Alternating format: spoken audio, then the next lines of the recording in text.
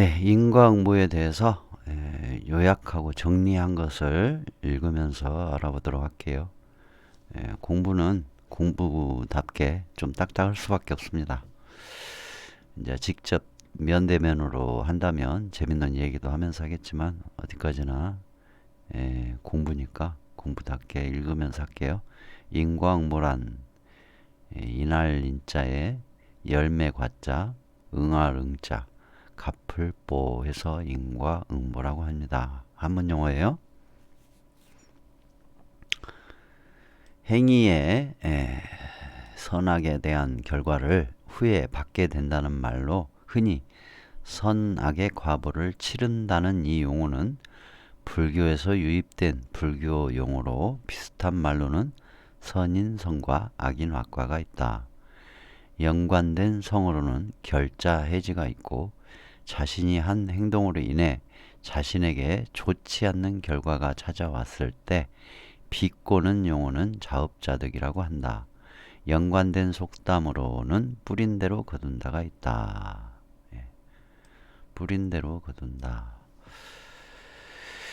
불교에서 말하는 인과응보는 이 용어의 일상적인 용법에 비해 상당히 심오한 의미를 가지고 있다. 불교 철학의 핵심 사상 중 하나인 윤회의 작동 원리이자 그것의 원동력이 되는 업과 연관이 되어 있기 때문이다.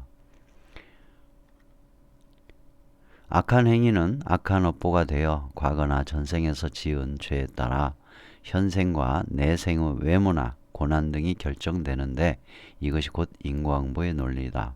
반면에 현생에서 참회하고 덕을 쌓아 업을 없앤다면 그 또한 인과응보에 따라 해탈에 이를 수도 있다는 것이다. 따라서 인간은 자신을 절제함과 동시에 늘 선한 일을 하여야 하며 또한 자기 수행을 게을리 하지 말아야 한다는 것으로 인과응보는 불교 윤리의 기본이 되는 사상이라고 볼 수 있다. 경전에 나오는 인과응보 좀 알아볼게요. 경전에 나오는 인과응보 앵무경이라는 내용입니다. 중아함 44권 제 170경 앵무경. 부처님이 사이국 기수국 고도권에 계실 때의 일이다. 어느 날 도제의 아들 앵무만함이 찾아와 이렇게 물었다.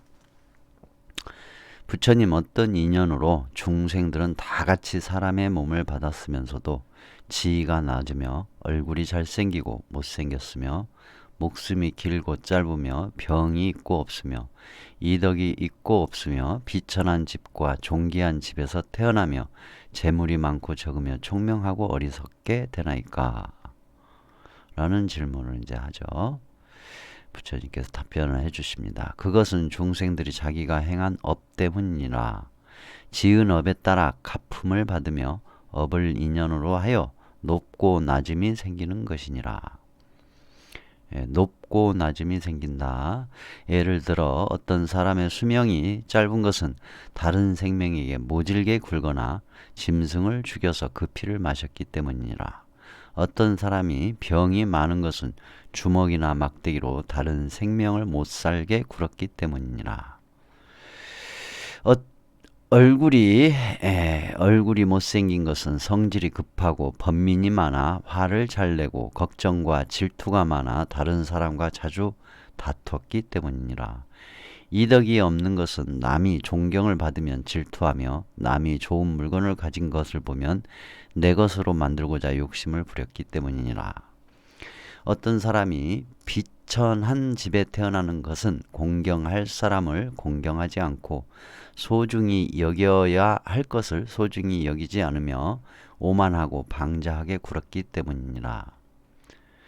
가난하고 재물이 적은 것은 빈궁하고 고독한 사람, 수행자나 거지에게 음식이나 옷 그리고 그들이 필요로 하는 생필품을 보시하지 않았기 때문이니라. 어떤 사람이 어리석은 것은 자주 지혜로운 일을 찾아가 참다운 진리를 배우지 않고 죄가 되는 것과 안 되는 것을 묻지 않으며 검고 흰 것을 깨우치지 않았기 때문이니라. 중아함경에 나와 있는 앵무경입니다. 그 다음에 중아함 4권 174경 수법경 인과응보의 4가지 법칙에 대해서 알아보겠습니다.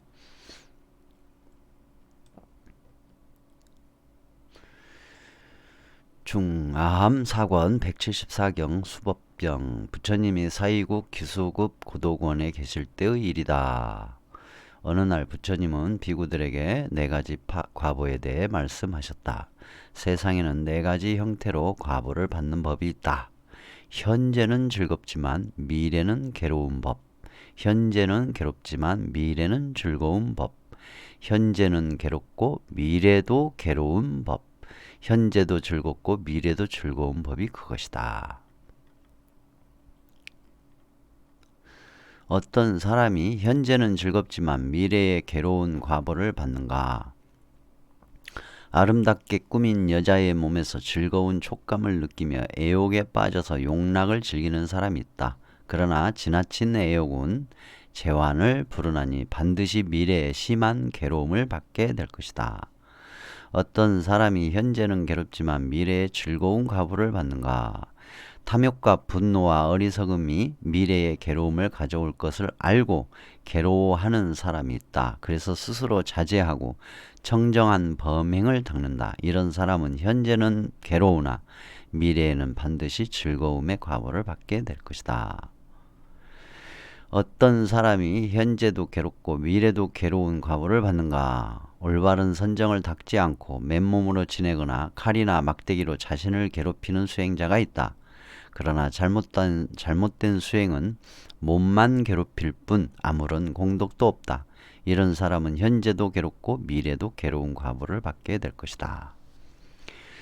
어떤 사람이 현재도 즐겁고 미래도 즐거운 과보를 받는가? 올바른 수행을 통해 탐욕과 분노와 어리석음을 소멸시키고 괴로움과 걱정과 슬픔이 없어져 마음이 편안한 사람이 있다. 그는 악업을 짓지 않으므로 미래도 즐겁다. 이런 사람은 현재도 즐겁고 미래도 즐겁다. 라고 부처님께서 알려주셨습니다. 그리고 그냥 3세 인과경은 넘어가고요. 3세 인과경이라는 경이 있거든요. 그것도 참고해서 찾아서 좀 보시면 도움이 될 거예요. 부모의 효도하고 삼보를 존경하고 살생을 금하고 죽어가는 생명을 살려주는 방생을 하라 라는 내용이 있어요. 그 다음에 나머지는 그냥 지나가는 걸로 하고 마무리를 취할 것 같아요.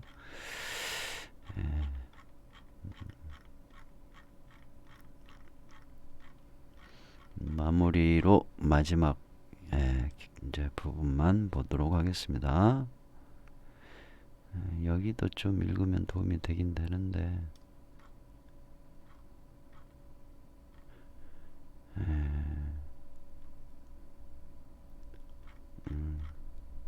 이건 종교적인 부분이 좀 많이 있어가지고 그냥 넘어갈게요.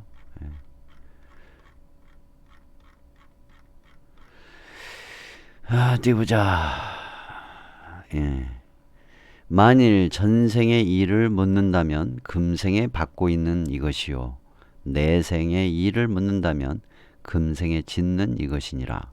만일 과거의 일을 묻는다면 현재에 받고 있는 이것이요 내일의 일을 묻는다면 현재 짓는 이것이니라 라고 봐야 될 것 같아요. 그리고 불설 3세 인과경이라는 경이 있어요. 그거는 종교 계몽적 내용이 들어있고 객관적인 인과응보 법칙 입장에서도 각색하여 이렇게 보기도 해야 하니까 그런 식으로 해서 참고해서 보시기 바랍니다. 불설 3세 인과경. 그래요. 오늘은 공부 여기까지 할게요.